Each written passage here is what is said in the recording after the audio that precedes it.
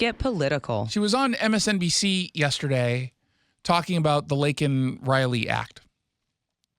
And her criticisms are precisely what it is you think they'll be, which is it's too easy to deport people who are in this country illegally. That's her argument. She's mad. Now, it would mandate federal detention of illegal immigrants who are accused of theft, burglary, or another set of crimes on this list. It's not every single crime, but it's certain crimes. And I think the reason they're doing it is pretty obvious, but Jayapal says, oh, no, this is just about depriving people in this country illegally of due process rights. It is essentially a highway to mass deportation. Yay. Was she saying that as a bad thing? Did she mean to not get us excited about the Laken Riley Act more so than we already are? Why is she so glum? She's sounding sad there.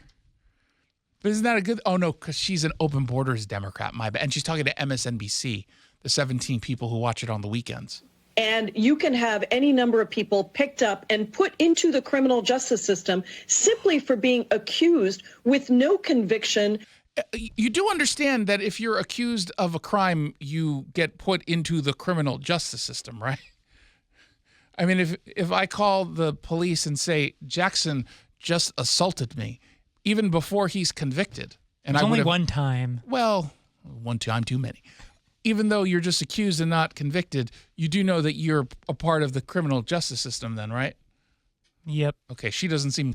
I thought they stopped calling it that, too, because there was no... It's the criminal legal system they're supposed to say. Yeah, so she needs to get caught up on come on, on the Pramila. nomenclature. I thought she was all woke. It's criminal legal system because there's no justice in an unjust system. No admission of guilt. Right now, if you are picked up on shoplifting or theft and you are actually convicted of that, you are mandatorily detained. If you are picked up and you admit to the crime, you are mandatorily detained.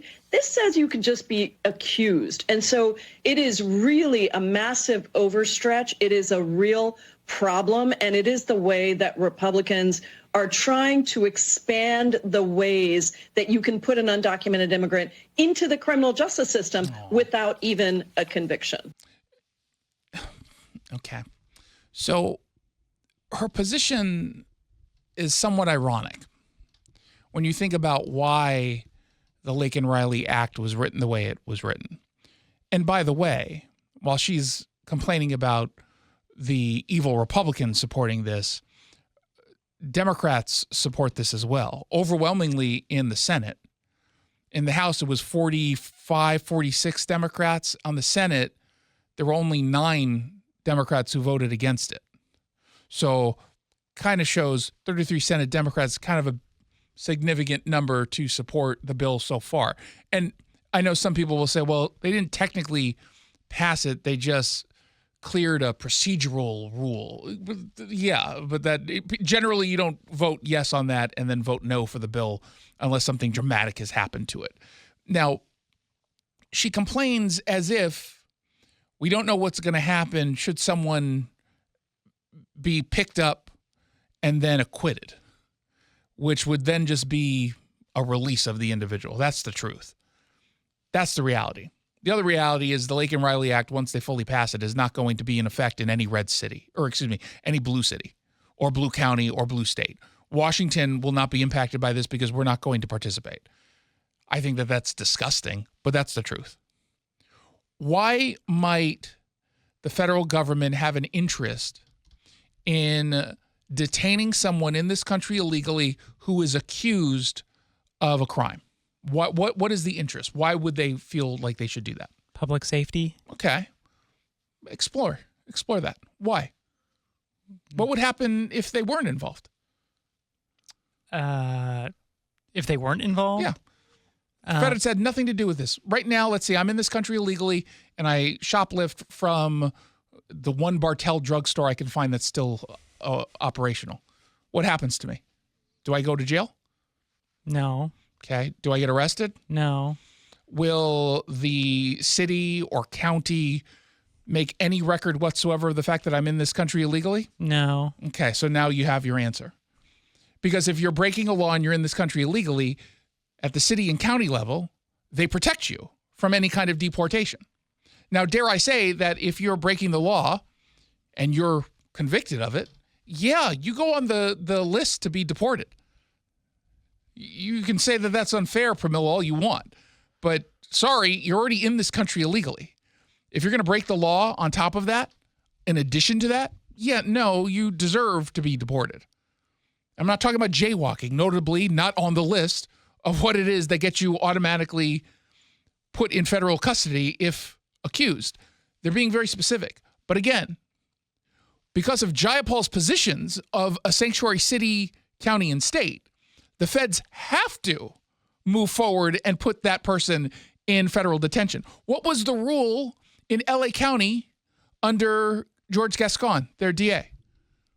We're going, if we even suspect the person of being in this country illegally, we're going to either downgrade the charges significantly so it's not something that could get them deported, or we won't bring charges at all.